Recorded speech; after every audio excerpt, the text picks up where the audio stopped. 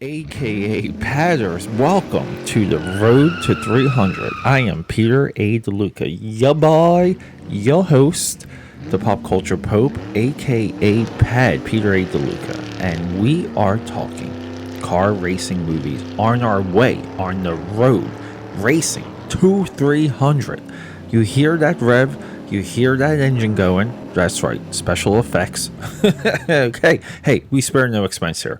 Let's get through that intro, and we have a movie to talk about. This is legit, and I know it's current, but it's legit, and we're going to go over it. Let's do this. So let me let the cat out of the bag. I've obsessively been working on Trial by Fire. So I'm selling you something here. So just sit down real quick and quick listen. If you go to Indiegogo, type in Trial by Fire, type in AKAPAD, and you will come across a comic book. This is my comic book. It's called Trial by Fire, and it links back to 1996, 1997, and I created this book while I was in high school as a way to gain the attention of women. We've all done it. We've all been there. And in my adulthood, I had this revelation about 2 years ago, we'll say about 2017, maybe 3 years ago at this point.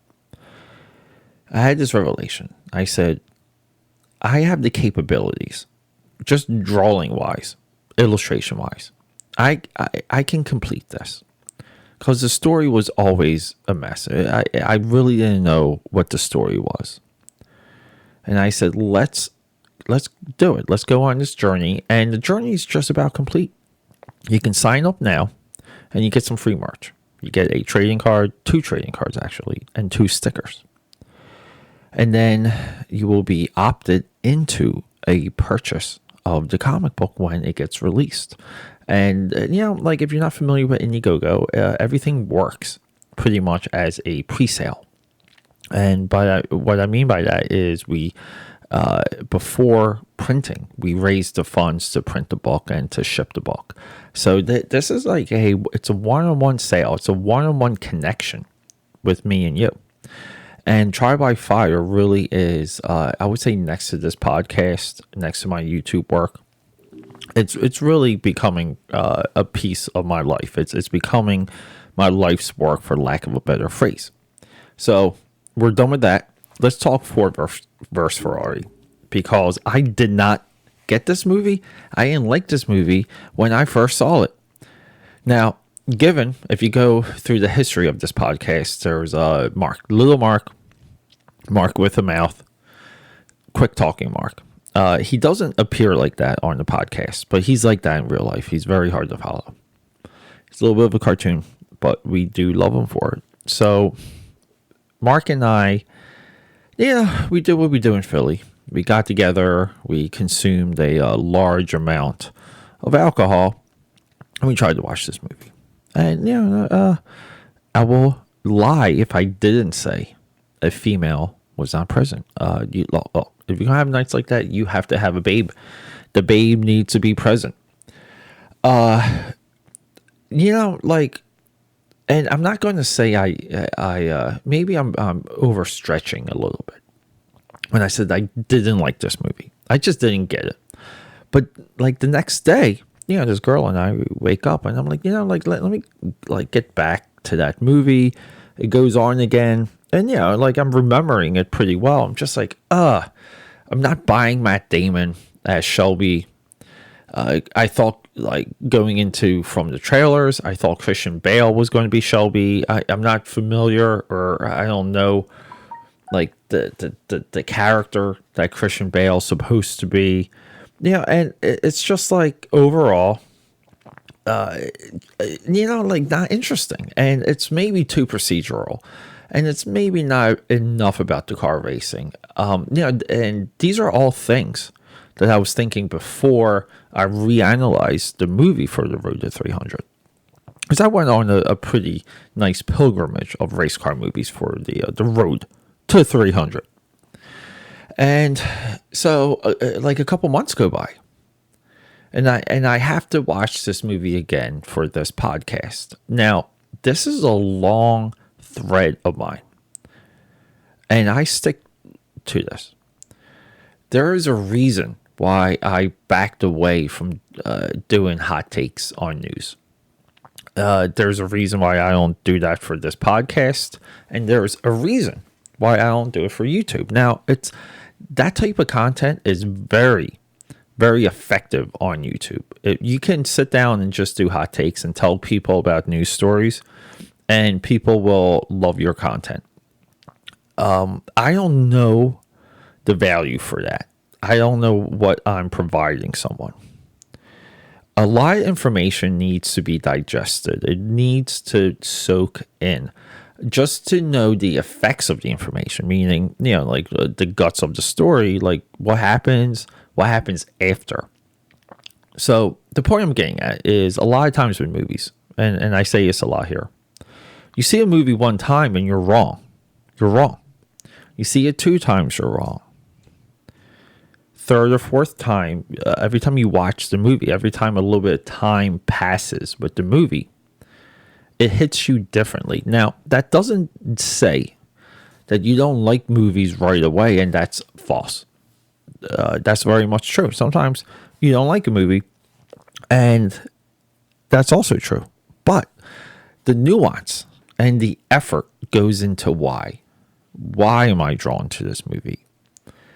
Why don't I like this movie? Where does it break? Where does it work? Where does it flow? What is really happening on screen? Do I know what's happening on screen? Now, you might be like, Pete, that's just too much. Well, look, the other night I tried watching Harley Quinn, Birds of Prey. Now, I'm highly, highly considering making Harley Quinn and the Birds of Prey episode 301, because I don't know what I was trying to watch. I don't know what was in front of me. Very confused with that movie, everyone. And there's a lot of reasons for it. And I had to stop watching it. I got maybe 15, 18, maybe, let's just say 20, round it up. 20 minutes in, and I just didn't see it. I just didn't see the movie. So a lot of times as an audience member, the reason why you repeat movies is to know where you are during the movie as an audience member. This is a scene, right? We're in jail. Someone's upset. As an audience member, what am I expecting? Do I know what came before? Do I know what to expect after? Now, when you rewatch a movie, this exercise, I call it the AKAPAD method.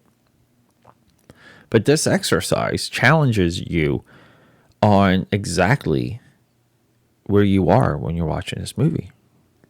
Just on a cognizant level. Meaning, let me tell you the meaning of this.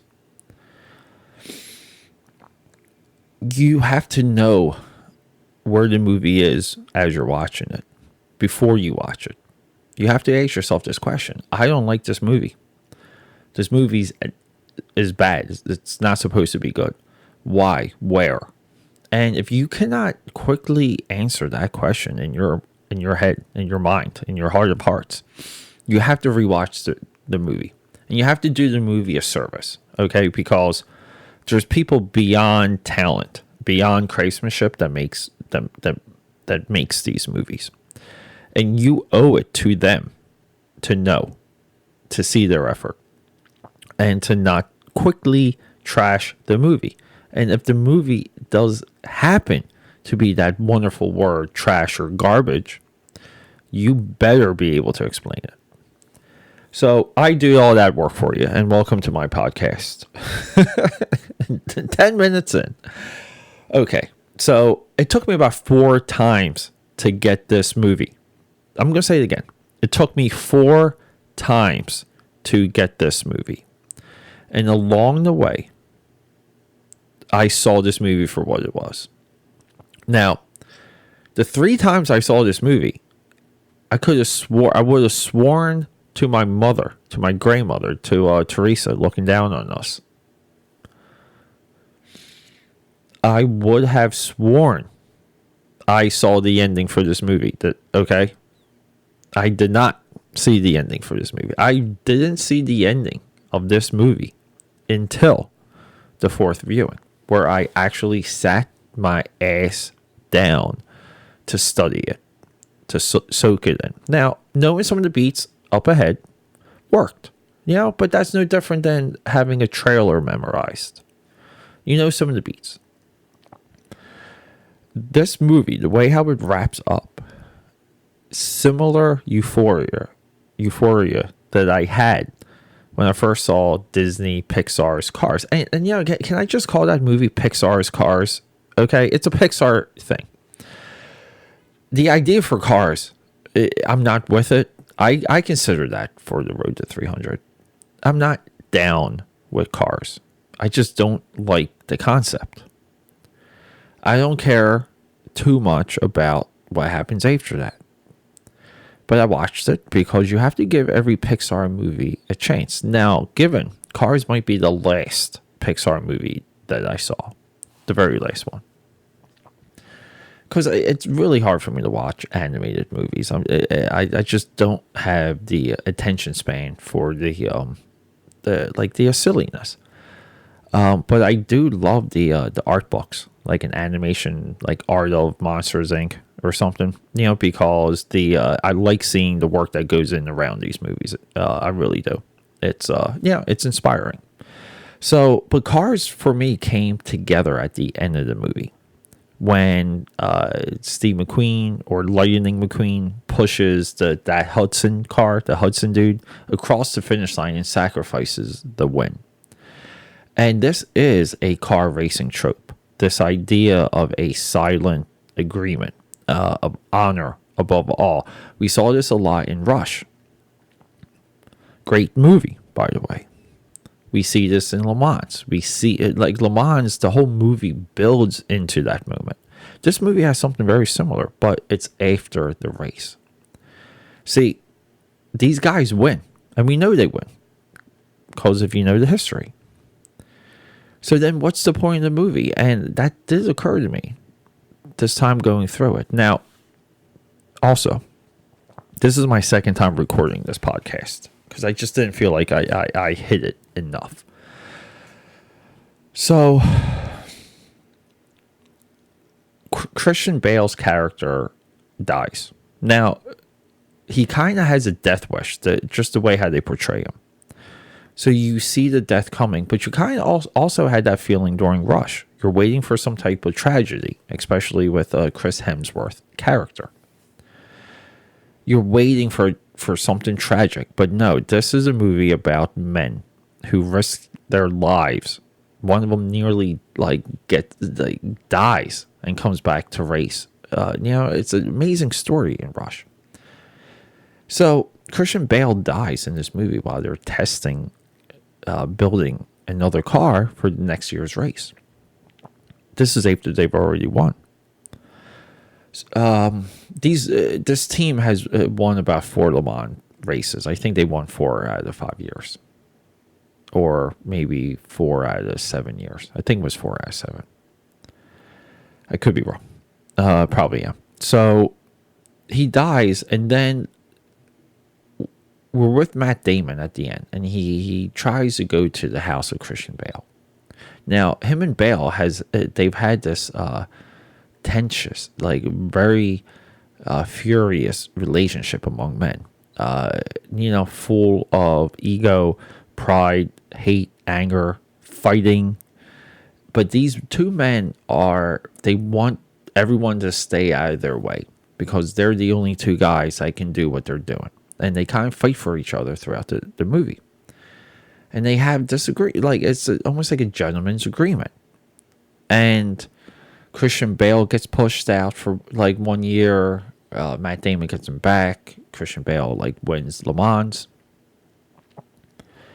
So, but he dies. And the two of them never had a heartfelt, loving moment among men.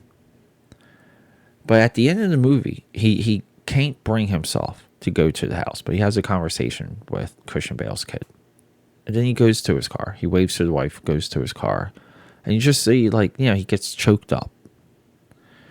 And right there, it's the genius of James Mangold, who directed this movie, who probably should have been nominated, but Bong Joon-ho from Parasite from this year's Oscars. Look, I'm not a fan. I'm not into Parasite.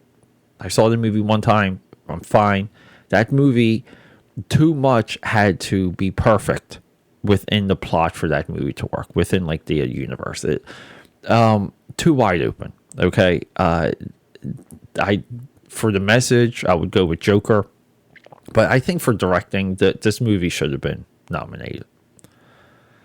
So it was somewhat of a stack year for directors, I'll say. Not so much for pictures, but definitely for directors. So he sheds a tear, and we get the genius of James Mangold, who tells us the point of this movie. And the point of this movie is that these guys love each other, and they had unfinished business because they let their work get into the way of each other, but they're slaves to their work. They're obsessed with it. It consumes them. And, it's tragic. It's just tragic. And along the way, we have, the Le Mans sequence in this movie. It's one of the best. It really is. The build-up, the mechanics, pun intended, of the industry to make a car. Okay, the competition. I love the meeting that they had with Ferrari in this movie, with Enzo. So, this movie, it's a historical stamp. It's a movie about men, like being idiots, like being too macho, being too tough, not being in touch with themselves enough, but being caught up. Like Christian Bale's family is almost like starving in the beginning of this movie because he has this obsession. He has this thing he needs to do, and they're just not making enough money. But he has a family to raise. So it's like I said, it's this is a movie about cars, but it's as much about men as anything. It's a movie of the human condition. Now, real quick. James Mangold. You have to know this name, okay? Because when I did my first recording for this podcast, I went through his entire filmography, and I feel like, I robbed the movie. So, James Mangold is a guy you gotta pay attention to. You have to know who he is, okay? He's made. He actually wrote Oliver and Company, hugely underrated Disney animated movie. Even though I know I just said I don't like watching the animated movies. But look, Heavy, Copland, Girl Interrupted. Okay? Kate and Leopold. Identity. Identity is one of the coolest psychological thrillers. Great Hook. Walk the Line. He basically brought back the music biopic, or made the music biopic with Walk the Line. People are still copying and imitating that right now. 3:10 to Yuma, one of the great Western remakes. Night and Day, largely underrated Tom Cruise, Cameron Diaz movie. The Wolverine, overlooked superhero movie. I am sorry. The Wolverine is a good movie. Logan, maybe top 5 comic book movies ever. That's saying a lot. Then Ford vs. Ferrari. Okay. And he's currently attached to Indiana Jones 5. I am hoping he does not waste his talents on Indiana Jones 5. We have to let that franchise go. We have to let that franchise die. If not, pass it on to Shyla. Okay. I'm serious. I think he'll be great. This dude, and look, the 95, 97, and 99, 3 movies. Heavy, Copland, Girl Interrupted. Heavy, largely forgotten movie. Copland, okay? People were talking Stallone for Oscar for that movie, okay? And Girl Interrupted, Angelina Jolie, I'm pretty sure she won the Oscar for that movie. This guy is his namesake. He is gold. And that's it, people. AKAPAD's Audio Audacity Podcast. Next episode, we have episode 300. We're talking Speed Racer. and we're out of the chronological run of these movies, Speed Racer is one of my favorite movies. I think it's one of the best science fiction fantasy movies ever. I think it's it's the best anime manga movie ever. This movie is just one of the best. If you want to talk about the power of the Wachowski brothers outside the Matrix, Cloud Atlas, V for Vendetta, these guys know how to make a movie. And they're at the height of their power with Speed Racer. So it's important. It's an important movie. It is completely forgotten, which breaks my heart. Now, I was thinking about having a guest come back for this, but I just want to sit down for episode 300 and talk to all of you about one of my favorite movies that I just watched. I just watched it again. Every time I watch this movie, it really changes the way I look at it. There's so much about it that I love. So it's going to be a love fest. I'm just going to ooze Speed Racer, and we're going to move on to 301. And I might just do a run of movies I just want to talk about for 301, and then we'll just move on from there and get another theme going, which I pretty much do have the next two themes for this podcast picked out. But everyone, I love you. Rock and roll. Trial by fire on Indiegogo. Get to it and go out there and create something. Do it for me. I'll see you.